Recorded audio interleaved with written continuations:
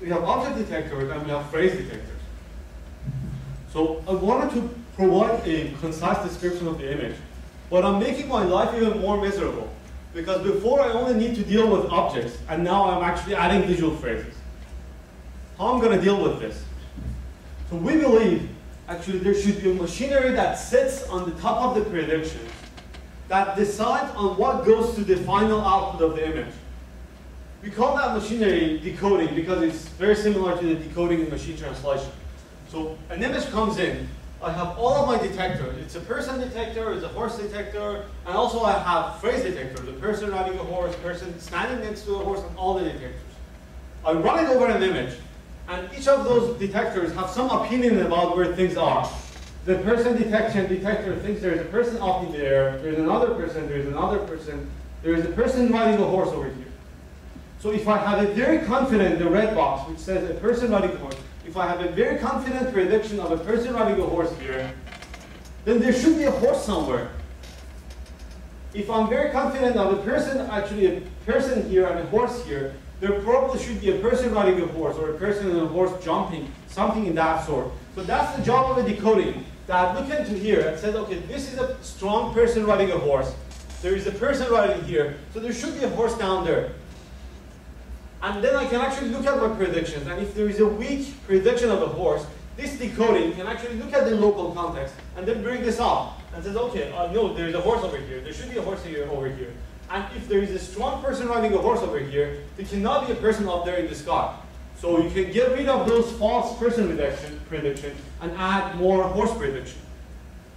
So we call this procedure decoding. So decoding is not something new in computer vision. We actually do decoding, but with heuristic ways. Non-maximal suppression is one way of decoding. There are also other ways of decoding that considers pairwise relationships. So here's how we formulate the decoding problem. So I have predictions for different bounding boxes all over the image. For each bounding box, my job is to predict zeros and ones, meaning that this box can go to the final answer, and this box cannot go to the final answer. So that's the way that we set up the problem. Given a set of bounding boxes with their confidences and their context and their information, I want to decide, I need the machinery that looks at all of them together and decides this box and this box and this box goes to the final answer, the rest of them goes to the jump. If you don't like to make the hard decision at the beginning, you can increase the confidence of some of those boxes and then decrease the confidence of other boxes. The way that we typically set up this problem is an MRF or a CRF. We have a unary term plus a binary term. The unary term tries to describe the box, saying that this box over here is very similar to a horse. So this gives a high score to the horse cone. And this box says if there is a horse down there, there cannot be a car on the top of a horse.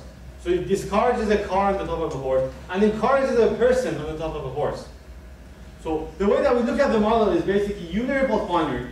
When we adopt a model like this, what we usually end up doing is greedy searches for inference, because it's a unary plus binary, and it's a hard inference problem. There are methods to actually approach this problem by doing the greedy inference over there and modeling the unary plus binary. But we believe that not all the problems like this actually require the unary plus binary models. I can easily get rid of the binary term over here and describe it in my feature representation. If I manage to do that, then what I can do is basically I end up having a very simple inference which is fast and exact.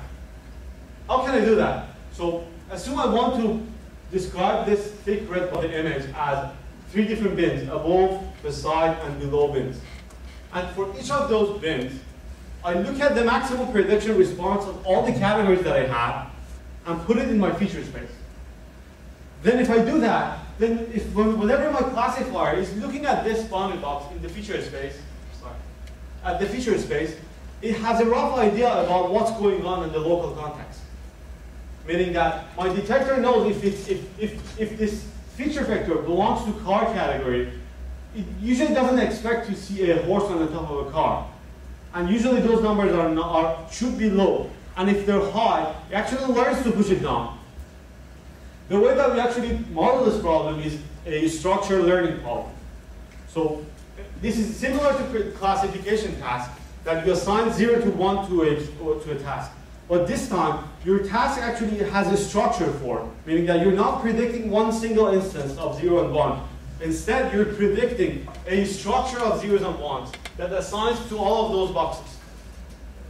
And the way that you set it up is basically, I want my best hypothesis, or I want my ground truth hypothesis to be better than any other hypothesis by this margin, which comes from the loss. And then I don't like to enumerate on all possible hypotheses because it's a huge space. So what we do is we basically replace all possible hypotheses with the best hypothesis. And I say, I want a set of weights that are, if I apply to the model, they produce better results than the best possible result that you have by this margin. So I want my ground truths to be better than everything else. And then I learn for those set of weights. That's basically similar structural learning stuff. And then if you do that, what you end up having is results like this. So the top row is before decoding, and the bottom row is after decoding. As you can see, a very strong person riding a bicycle response pushed the bicycle response up. So we don't see any bicycle here, because the bicycle detector by itself is very weak. But the person riding bicycle detector actually helping the bicycle detector to push up and bring this up. A dog lying sofa, a strong dog lying on sofa detection actually tries to get rid of all the false person detection and help to boost sofa prediction. So our model is not firing over here because it's not very confident about its sofa. But our dog lying on a sofa detection says, okay, I'm very confident that I'm a dog lying on a sofa. And if I'm a dog lying on a sofa, there should be a strong sofa detection somewhere. I can actually look for it and actually bring it up. So that's what we do recognition. Quantitatively, we can evaluate our phrasal recognition machinery in many different ways. And there are many different points that you can make. The very first point that I'm trying to make is that phrasal recognition not only is good for itself, that you can actually predict more things, but it also helps standard recognition. So these are the state-of-the-art method for predicting object categories on our data set. And this is what, and for those of you who are familiar with the recognition business, these numbers are in AP.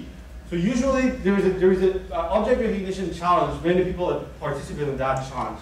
The winner of the challenge is like 0.01 AP and do, which is basically, we can also do decoding without the phrases. Meaning that the horse should help a person and the person should help a horse. But as you can see, including the phrases actually helps a lot.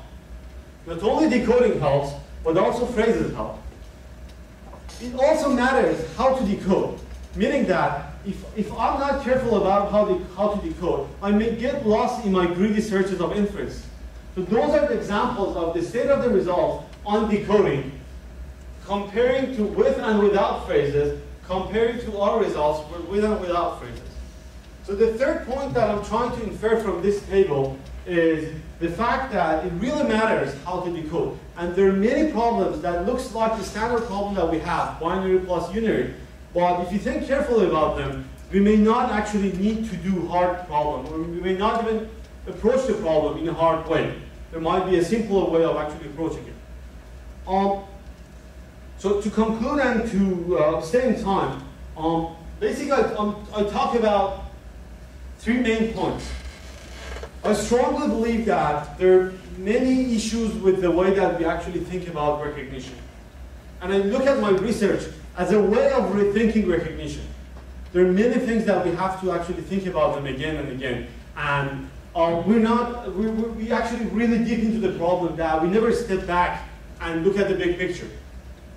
We think that there are serious issues with recognition, and the attribute-based representation, the visual phrases, are approaches toward that goal, to rethink recognition.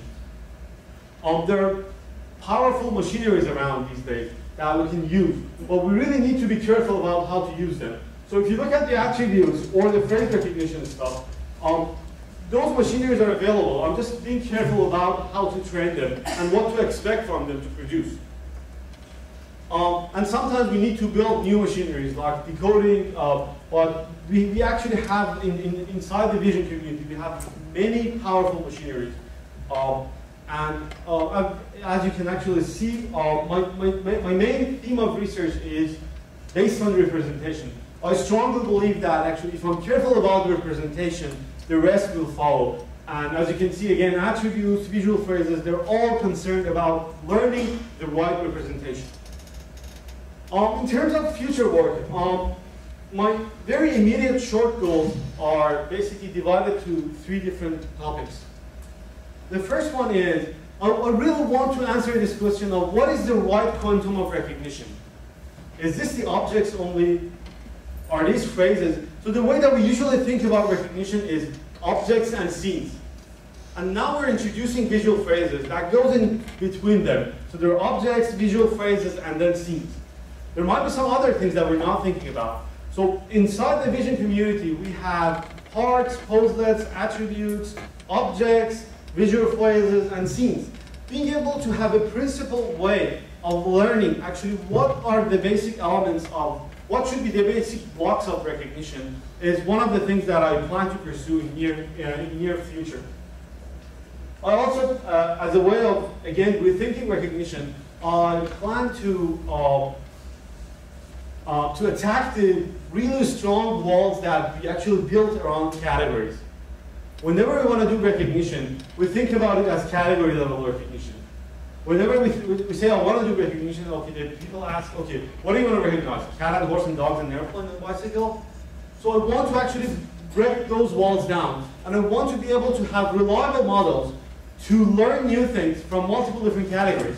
The way that we approach it right now is that I want to have a cat model, a cat category model. And I'm building my detectors to actually being able to cope with all the variations that cat have. The cat might be lying down, jumping, it might be a front view of a cat, a back view of a cat, it might be screaming, and so there are a lot of visual variance inside the cat category.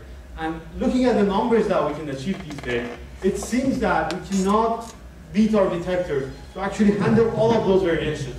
The minute that we start handling all of those variations, we're going to confuse cats with some dinosaurs. So to be able to deal with this problem, I plan to basically break those walls down and try to find some category models which doesn't necessarily correspond to anything semantically. It might be 10 dogs and 10 cats and 10 cows. But I can actually predict those highly reliably. And once I can do that, then I can actually use those and have many of those to build another representation which is highly stable. And once I built that, what I can do is if I'm really into cats and I want to have a generic cat model, I can learn my cat model on those highly stable bits. The other short-term plan that I have is I want to build a phrase table. The same way that we have phrase tables in machine translation. So in machine translation, if I want to translate from English to French, what we have is a huge table of phrases in English and phrases in French. And then we put these things in correspondence. So I plan to do the same thing. A huge table that you have regions of image on the top and some phrases of English text on the left. And then you want to do decoding. You want to say, this region corresponds to this region corresponds to this phrase. And then you look at all of those similarity scores, and then you have to have a decoding machinery that sits on the top of those scores and decides on the final outcome. For future direction, I plan to, these are basically more of a long-term goals than a short-term goal. I plan to basically being able to reason in semantic spectrums, being able to use all of those components in one unified framework that can benefit from anything else. It's not necessarily a top-down or a bottom-up approach. Anything should help anything else. I also plan to visit the story of